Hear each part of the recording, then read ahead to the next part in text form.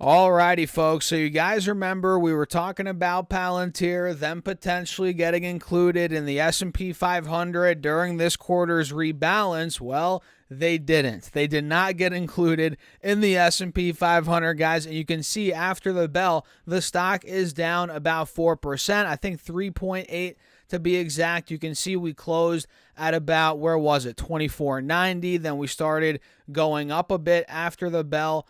To about $25.15. Then boom, once we got the news that they weren't included in the S&P 500, then we ended up selling down to about $23.90, which was a drop of 4.6% right there. You guys can see, and we actually opened up at about 25.50. So Palantir has taken a bit of a beating from where it was early Friday to where it is now after the bell as of Friday, after we got the news here.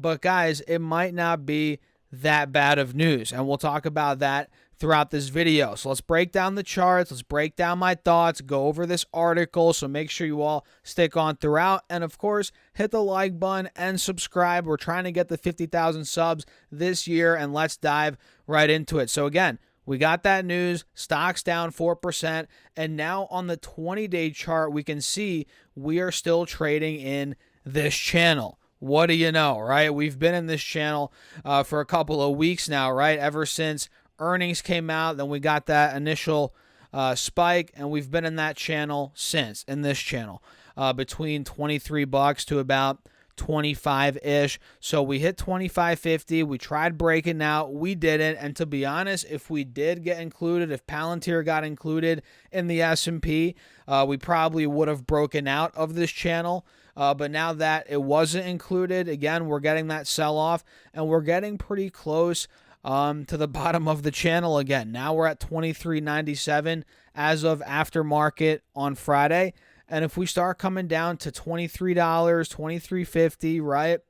22s, dare I say, that'd be an interesting spot, in my opinion, here on Palantir. So watch out for it in this channel, again, on the 20-day chart. And let me pull this article up very quickly so we can see a little bit more in depth on what's going on here, so we can see, and by the way, ignore this weird ad on the top right here. I don't know what's going on here, guys, but you guys can see here, yeah, this is on investing.com, I believe.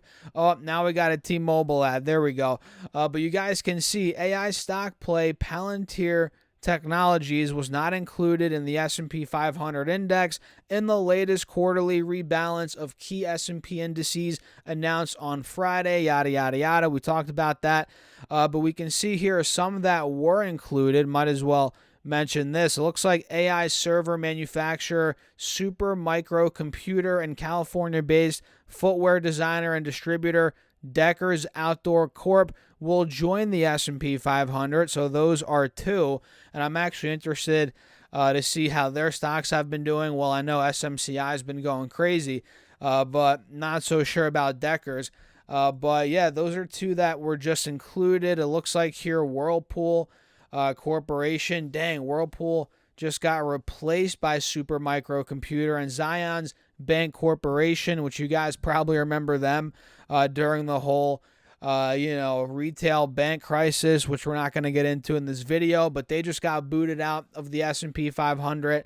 But yeah, essentially, guys, to get into the S&P 500, there's certain criteria you have to meet, and of course, they have to actually let you in as well, right? So the eligibility criteria for S&P 500 index inclusion are a market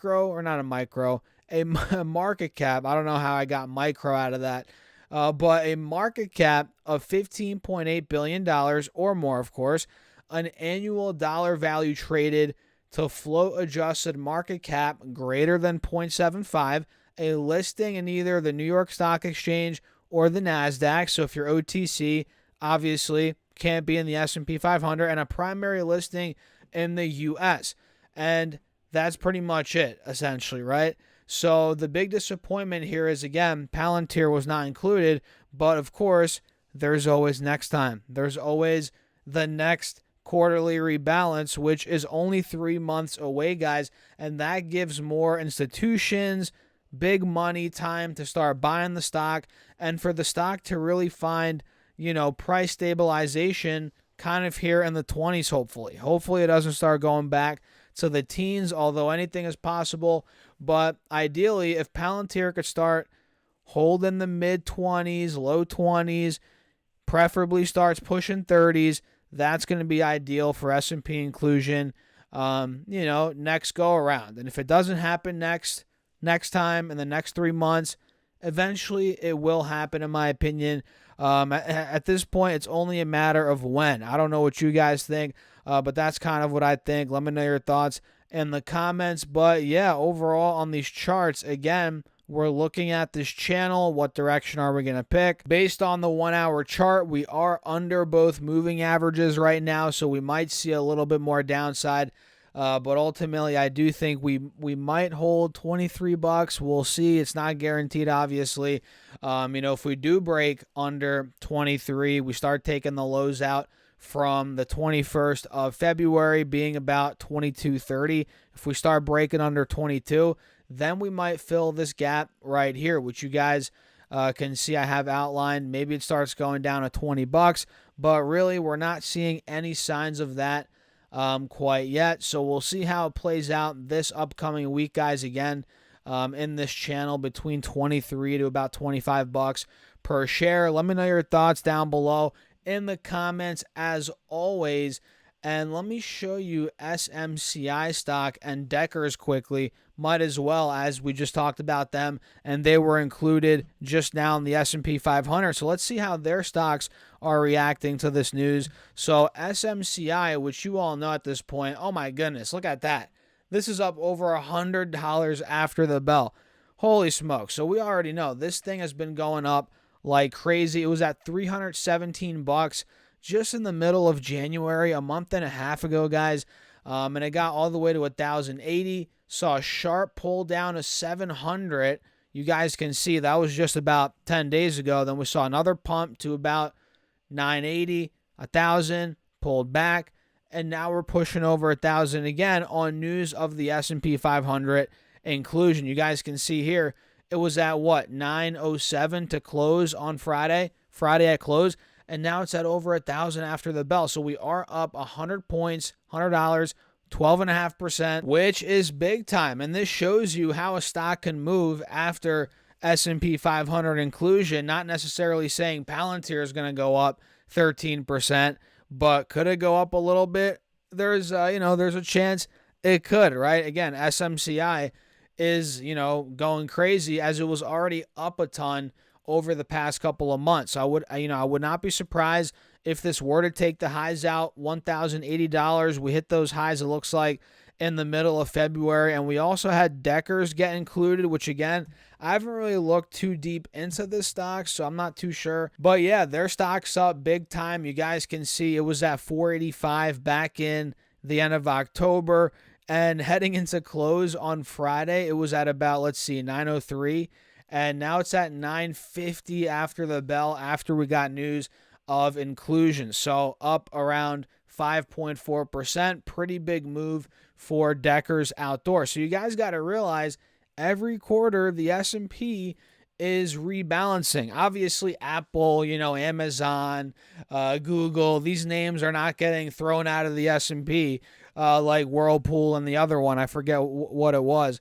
But, the companies at the bottom of the S&P 500, they're getting cycled out, right? They're always getting cycled out every quarter. There's rebalancing, they're adding, they're taking away, right? That's just how it works, right? So Palantir eventually, again, is going to get in there, but as of this go around, it's not in there. And we'll see when it ends up eventually happening. What do you guys think? Let me know your thoughts in the comments. Hit the like button, make sure to subscribe, and don't forget to check out the Interactive Brokers link down below. And if you guys want up to 15 stocks for Moomoo, use that link down below as well, or go to stocksforfest.com/Moomoo. Open up your account and fund it with at least $100. You get 5 stocks, and fund it with at least $1,000. You get 10 more stocks, totaling 15 stocks, and each of those could be valued up to $2,000. So get on it, guys. What are you waiting for? Use that link down below. And with that being said, cheers. I'll catch you all later.